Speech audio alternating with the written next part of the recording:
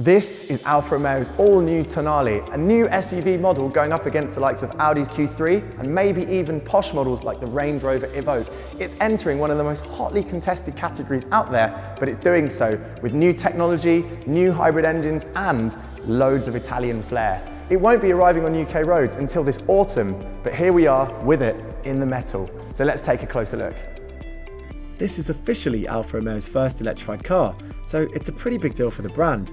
From the Tonale's launch in autumn, you'll be able to choose from either a 130 horsepower or 160 horsepower version of the same 1.5 litre petrol with mild hybrid technology.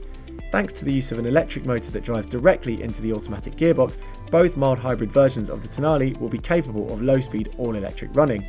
That'll be super useful for saving fuel in traffic, and it helps the Tonale stand out amongst the class alternatives, most of which you can find on cinch.co.uk. Click the link in the top right of the screen to see them. Alfa Romeo has a third engine option in the Tonale pipeline, a 1.3 litre petrol plug-in hybrid. With its smaller engine but much bigger hybrid system, this Tonale will have 275 horsepower and all-wheel drive, because the electric motor will power the wheels at the back. With a fully charged battery, Alfa Romeo expects this Tonale to be capable of up to 50 miles in electric-only mode.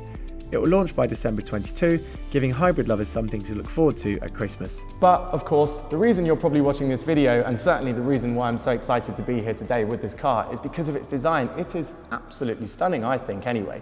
It has flair and Italian styling all over it, and lots of historic Alfa Romeo nods are scattered across the body. Take, for example, these headlights. Recognise them?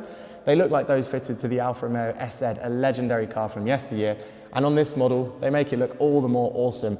I love the way they've integrated the V-shaped grille into the nose. The nose swoops down, so it's not so butch as other SUVs. It's not trying to look like a butch model, it's just looking elegant. And I'm really impressed with the way that they've then diverted the bodywork away from this V. It sort of creates a really aerodynamic feel. You actually have some openings here as well. They do have exits here, so it's truly styled with airflow and design mixed in.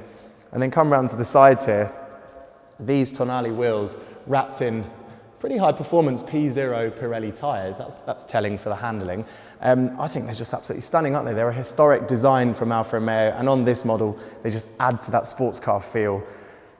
You've got an Italian flag here as well. Got to be proud of that Italian design on this. And I'm really liking the way that this window line curls up here. It slims the car, and then that is accentuated towards the rear again here, where you've got this swooping rear roof line off of that spoiler, and then a slight pinch in the tailgate here. More of that design language from yesteryear. And interestingly, no visible exhaust pipe. You've just got this section of bumper down here, no fake diffuser either, just a somewhat clean design. Exhaust is hidden under there. You do have these fake vents in here which add a bit of width, but otherwise it's a pretty clean, quite an elegant design. I'm really into it, and I think a lot of other people will be. But what do you think? Let us know in the comments below. Would you take this over, say, a Mini Countryman or a Range Rover Evoque, or of course the Q3? I think this is the best design in the class. What do you think? As for the trim levels, this is a Speciale Launch Edition model. It will be available for a limited time only. It gets a few unique features, but most UK buyers will be offered the TI and the Veloce models. Both are actually very high-grade models. They're higher than what you get in other markets to begin with. So you're going to get big alloy wheels, and you're going to get nice design features and loads of standard tech across all of the models to be sold here. Inside the Tonale, it's very much the same affair. You have loads of Italian design, lots of flashes of sportiness and Italian history laced everywhere. A nice little Italian flag down here. And my favourite feature from other Alfa Romeos, including the larger SUV, which is the Stelvio, are these extended shift paddles here, these aluminium shift paddles, which have a lovely click action. I'm very happy to see they've retained that in this car. Everything else about this model is totally different and totally new, starting with the new digital technology. This is the first to get a new 10.3-inch infotainment system and a digital instrument cluster. Alfa Romeo has not done that before, and it looks the part. I mean, it's got multiple modes, you can change displays, it's kept the car right up with its competition. This new system seems much more responsive and much faster than other systems we've used in older Alfa Romeos, so it's a big step forward in that regard. But you still do, crucially, get manual buttons for certain features. For example, your volume control down here is on a roller, and your heating buttons and your air conditioning, climate control buttons are all manual up here, which is really handy, especially if you don't like fiddling with infotainment on the move. We've got wireless charging in this particular car, and leather seats. It's very comfortable. The seating position is typically Alfa Romeo, which is to say the steering wheel can be brought up if you like driving sporty cars, even sporty SUVs. You want to have the steering wheel at a point where it's kind of at chest height and you're able to rest your legs and reach them out. And they've really nailed the seating position for someone of my size. I'm slightly taller than average, so I suspect everyone will be able to get comfortable in this model. That's really, really good. It's not much bigger, it's slightly longer than an Audi Q3. So in theory, there's a little bit more space in terms of length, but really you're talking about the same in terms of the way it feels around you. It's about the same size as its rivals, the Audi Q3, for example, being pretty much the class benchmark. Materials feel nice in this top grade model. Some harder touch plastics down low, out of reach really. Up top though, it's all really nice stuff. Plastic on the dash, but it's slightly soft, so it's okay. Looks really, really nice, and emphasizes that this car is probably going to try and appeal you as much with its design. Also, it's trying to get you lured in because of handling and the way it drives. Alfa Romeo has made some big claims with this car, not least that it has a 50-50 weight distribution, which means the weight is spread evenly across both sides of the car. That can really pay dividends when it comes to handling.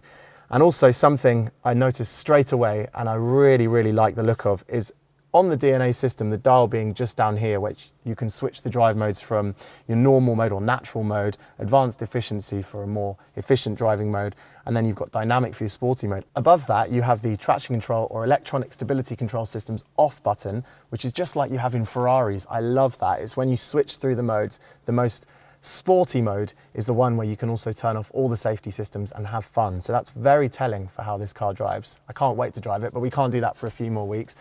So for now, looking around the interior, all things look very promising. A cool feature is this car's Amazon Alexa connectivity. It uses Alexa technology to communicate with Alexa in your house and vice versa, meaning you can control features from your car or from your house in the other section of your Alexa communication system. Also cool is the fact you can have Amazon packages delivered to your car. That's awesome. Now in the back of the Tonale, it's very much the same story, which is to say it feels about the same size as an Audi Q3, but that's good because you have good knee room. I'm just under 6 foot, I've got good knee room. I can put my feet under the seat ahead of me, and I had that seat set in the lower setting as well, so there'll be even more space if they like to sit higher. And you've got good shoulder room, these seats are quite wide, the middle seat is quite wide.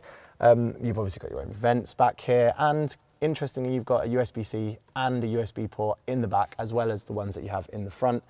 Some storage pouches down here, all standard procedure. And a nice little armrest down here if you don't have a middle passenger, with 2 cup holders. And you can open through here, and then you've got a ski hatch for your skis if you like to go skiing, or a wine gum access hatch if you left your wine gums in the boot. Very nice. So as for boot space, if I let this automatic opening tailgate come up, it's very, very generous. You have 500 litres of space in this boot, which, if you're unfamiliar with litres, who really can visualise what they are? That is a lot of room, and that's helped because you have underfloor storage. So if I lift up this section here, there's a whole area down here for underfloor storage. You also have your tyre repair kit down there, but it's very low down in the floor. So it means you've got really, really good space, and of course if you take this off, you've got more height, and uniquely as well, and quite importantly, you've got this wide section here, which is very tough. So if you're loading heavy items that you might drop in or something, you've got a bit of a protective section here before it then arrives on a mostly flat floor. So it's a generous boot, not quite as big as the Q3s, but we're talking 30 litres, so you'd barely notice that. It's right up there at the sharp end of the class, which is critical really. And they've managed to do that with that swooping tailgate as well to give it that slightly more elegant design. So I think most people are going to be very happy with the boot space in the back of this car. And you do of course get, like many models now, a little port down here if you wanted to plug in a 12-volt charger for something as well. So pretty good, right up there in the competitive end of the segment. So there we have it. That's the Alfa Romeo Tonale up close and personal for the first time. Is this the most desirable SUV of this category? That's up to you to decide. Let us know what you think in the comments below. Do you think this is going to be a hot hit for Alfa Romeo in 2022? Thanks for watching. If you liked what you just saw, don't forget to like the video and of course subscribe to the Cinch YouTube channel. See you soon.